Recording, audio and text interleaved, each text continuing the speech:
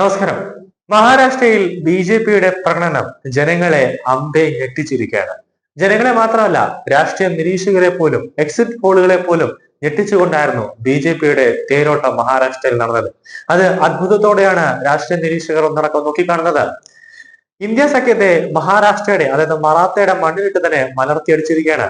മഹാരാഷ്ട്രയിൽ B J P ഭരിച്ചപ്പോൾ തന്നെ, ദേവേന്ദ്ര ഫഡ്നാവിസ് ഭരിച്ചപ്പോൾ തന്നെ അവിടെ ബി ജെ പിക്കെതിരെ ഒരു ജനവിരുദ്ധ വികാരം ഉണ്ടായിരുന്നു. പക്ഷെ ആ ജനവിരുദ്ധ വികാരമെല്ലാം അമിത്ഷായുടെ നേതൃത്വത്തിലും ദേവേന്ദ്ര ഫഡ്നാവിസിന്റെ നേതൃത്വത്തിലും ആ ജനവികാരം എന്താണെന്ന് കണ്ടുപിടിച്ച് അതെല്ലാം മാറ്റിയതാണ് മഹാരാഷ്ട്രയിൽ ബി ജെ പി ഇപ്പോൾ വിജയിച്ചത്. ഇന്ത്യയിലെ ഏറ്റവും വലിയ സംസ്ഥാനങ്ങളിൽ ഒന്നും, ഇന്ത്യയുടെ വ്യവസായ തലസ്ഥാനവുമായ മഹാരാഷ്ട്രയിൽ ബി ജെ പി മുഖ്യമന്ത്രിയായ ദേവേന്ദ്ര ഫഡ്നാവിസ് ഉടൻ സത്യപ്രതിജ്ഞ ചെയ്യുന്നതാണ്. മഹാരാഷ്ട്രയിൽ തകർന്നറിഞ്ഞ ഇന്ത്യ സഖ്യത്തിനെതിരെ ഒറ്റയ്ക്ക് ഭരിക്കാൻ അടുത്തുള്ള ഭൂരിപക്ഷം തന്നെ ബി ജെ പി നേടിയിരുന്നു.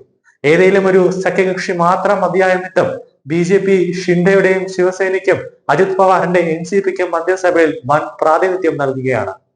മുമ്പ് കേന്ദ്രത്തിലും ബി ജെ പിക്ക് ഒറ്റയ്ക്ക് ഭരണ ഭൂരിപക്ഷം കിട്ടിയപ്പോഴും ഘടനകക്ഷികളെ കൂട്ടിയായിരുന്നു സർക്കാർ ഉണ്ടാക്കിയത്. ഇപ്പോൾ മഹാരാഷ്ട്രയിലും ഘടനകക്ഷികൾക്ക് മതിയായ പ്രാധാന്യം മോദിയും അമിത്ഷായും നൽകുന്നുണ്ട്. പാലം കടന്നാൽ കൂരായന എന്നും അധികാര തർക്കവും ചവിട്ടിത്താഴ്ത്തലും ചതിയും നരേന്ദ്രമോദി ഒരിക്കലും ഘടനകക്ഷികളോട് ചെയ്തിട്ടില്ല, അത് ചെയ്യുകയില്ല എന്ന് ഘടനകക്ഷികൾക്കറിയാം. മഹാരാഷ്ട്രയിൽ ബി ജെ പി മുഖ്യമന്ത്രി ദേവേന്ദ്ര ഫഡ്നാവിസ് എത്തുമ്പോൾ ഏകനാഥ് ഷിൻഡെയുടെ നേതൃത്വത്തിലുള്ള ശിവസേനയ്ക്ക് 3 ബിഗ് ടിക്കറ്റ് പോർട്ട്ഫോളിയോകൾ ഉൾപ്പെടെ 12 Maharashtra cabinet birth B J P നൽകുമെന്നാണ് അടുത്ത വൃത്തങ്ങൾ സൂചിപ്പിക്കുന്നത്. മഹായുതി സഖ്യത്തിലെ മൂന്നാം കക്ഷിയായ അജിത് പവാറിന്റെ നേതൃത്വത്തിലുള്ള എൻ സി പിക്ക് മന്ത്രിസഭയിൽ 9 സീറ്റുകൾ ലഭിച്ചേക്കുമെന്നാണ് വൃത്തങ്ങൾ പറയുന്നത്. മന്ത്രിസഭയിലെ പകുതി മന്ത്രിമാരും ബി ജെ പിക്കാർക്ക് ആയിരിക്കും. മുഖ്യമന്ത്രി അടക്കം പരമാവധി 43 മന്ത്രിമാരുണ്ടാകും. യു പി കഴിഞ്ഞാലുള്ള ഈ വലിയ സംസ്ഥാനം ഏറ്റവും വലിയ ഭരണത്തിലേക്ക് എത്തിക്കൊണ്ടിരിക്കുന്നു. ദേവേന്ദ്ര ഫഡ്നാവിസിന്റെ കീഴിലാണ് മഹാരാഷ്ട്ര ഇപ്പോൾ ബി ജെ പിയുടെ കാവി പുതപ്പിച്ചിരിക്കുന്നത്.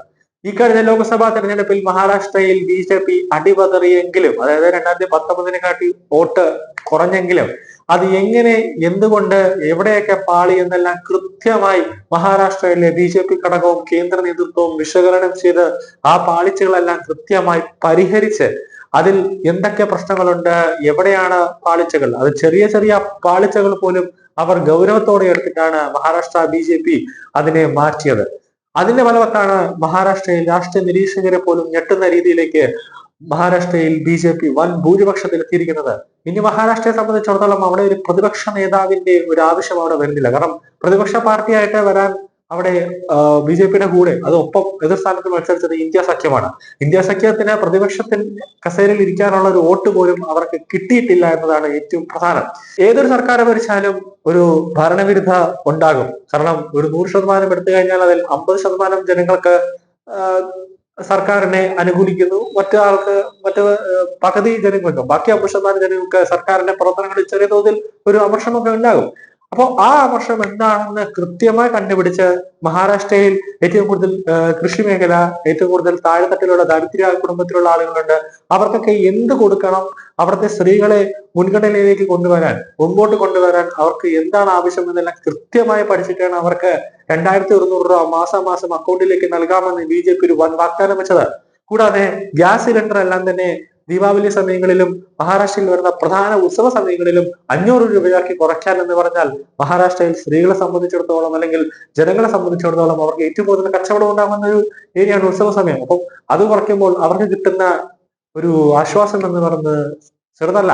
കൂടാതെ സൗജന്യമായ വൈദ്യുതികൾ, അങ്ങനെ ആരും പ്രതീക്ഷിക്കാതെ, കോൺഗ്രസ് പോലും പ്രതീക്ഷിക്കാത്ത തരത്തിലുള്ള വമ്പൻ വാഗ്ദാനങ്ങളാണ് മഹാരാഷ്ട്രയിൽ നിറവേറ്റത്. നമുക്കറിയാം, മഹാരാഷ്ട്രയിൽ തന്നെ കോൺഗ്രസ് ആദ്യം ഭരിച്ചിരുന്നപ്പോൾ വാഗ്ദാനങ്ങളുടെ ഒരു പ്രകടന പത്രിക നൽകിയിരുന്നു.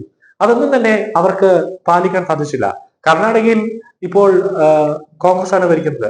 പക്ഷെ അവിടെ വൻ വാഗ്ദാനങ്ങൾ നൽകിയിട്ടും അവിടെ എന്തുകൊണ്ട് ജനങ്ങൾ ആ വാഗ്ദാനങ്ങൾ നൽകിയ കോൺഗ്രസ് സർക്കാർ അത് പാലിക്കുന്നില്ല എന്ന് പറഞ്ഞുകൊണ്ട് ജനങ്ങൾ ഒരു പ്രക്ഷോഭമായിട്ട് വന്നത് നമ്മൾ കണ്ടതാണ്. ഇതെല്ലാം മഹാരാഷ്ട്രയിൽ ഒരു ബി ജെ പിക്ക് അനുകൂലമായി മാറി. കൂടാതെ ഹരിയാന മോഡൽ മഹാരാഷ്ട്രയിൽ പ്രയോഗിച്ചതോടെ അവിടെയും ബി ജെ പിക്ക് ഒരു താമര വിധിക്കാൻ ഒരു മുതൽക്കൂട്ടായി മാറിയെന്നതാണ് യാഥാർത്ഥ്യം.